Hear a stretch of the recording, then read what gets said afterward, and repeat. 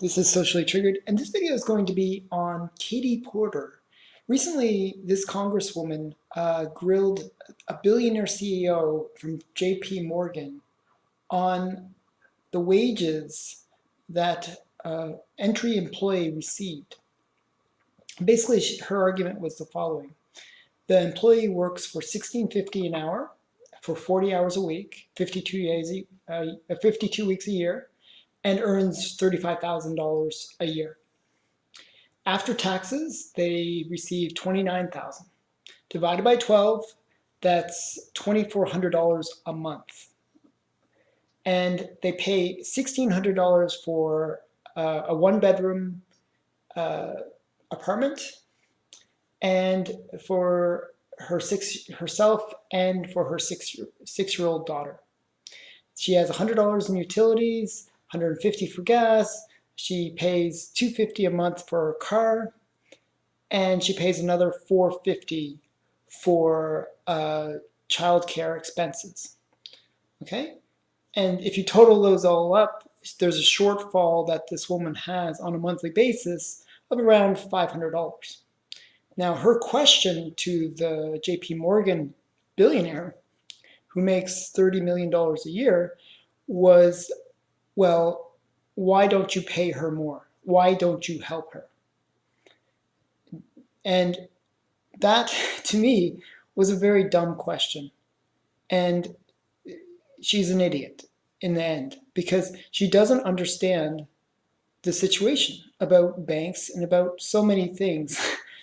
This is a woman, the one that she's giving as an example, a woman who just started working at the bank, hadn't worked for many years. This is her first job, has zero experience. She has very little value that she's contributing to the bank. Now, the CEO of JP Morgan actually was being very generous. He said, she's just starting out in the company. This is how much we pay our starting employees. And if we pay her more, well, that doesn't make sense. She can earn more by moving up, gaining experience, and maybe someday she could become CEO of the company if she works hard.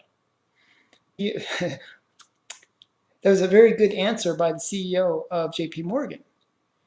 He said that there's opportunity there if she's willing to work. Now, the Congresswoman didn't understand this. She basically said, well, why don't you pay her more?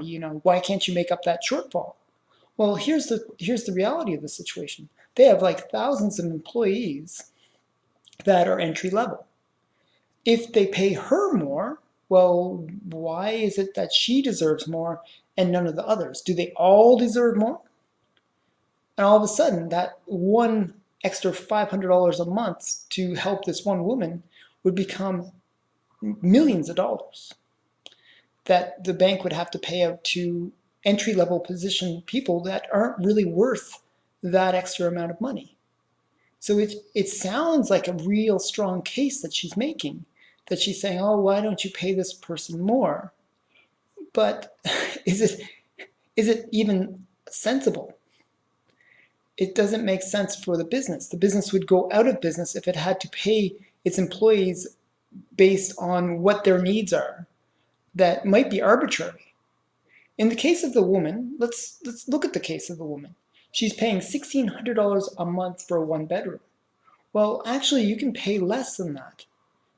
You could pay $1,000 if you live in a different neighborhood.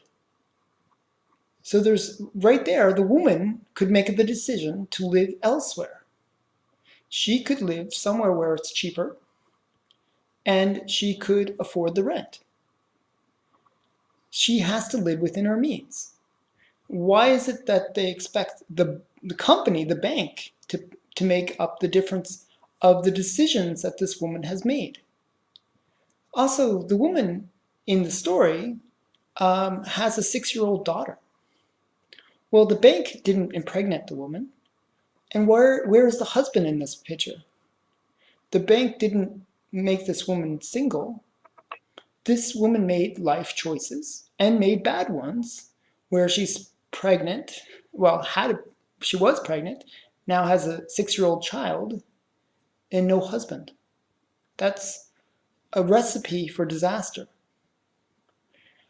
Uh, and also, the bank isn't responsible for her need to have a car. She doesn't have to have a car. Sure, it might be more convenient to have a car and go to work, but the bank doesn't have to bear that responsibility. She could take the bus, take other means of transportation to work. It is her choice to take a car, to drive, to own a car. And this is an expensive choice, and it's a choice that the woman made. The bank is not responsible for the choices that its employees make. It is giving them a job, it's giving them an opportunity where potentially this won't even be a problem because she can work her way up. It's an entry-level position. She can work her way up and gradually make more, and this wouldn't be an issue at all. The other thing is, like, why is it that people on the on the left, they just don't get concepts of how capitalism works? If you pay people more than the value of their labor, then you're not going to make money, and there's going to be no job for anybody because you'll be out of business.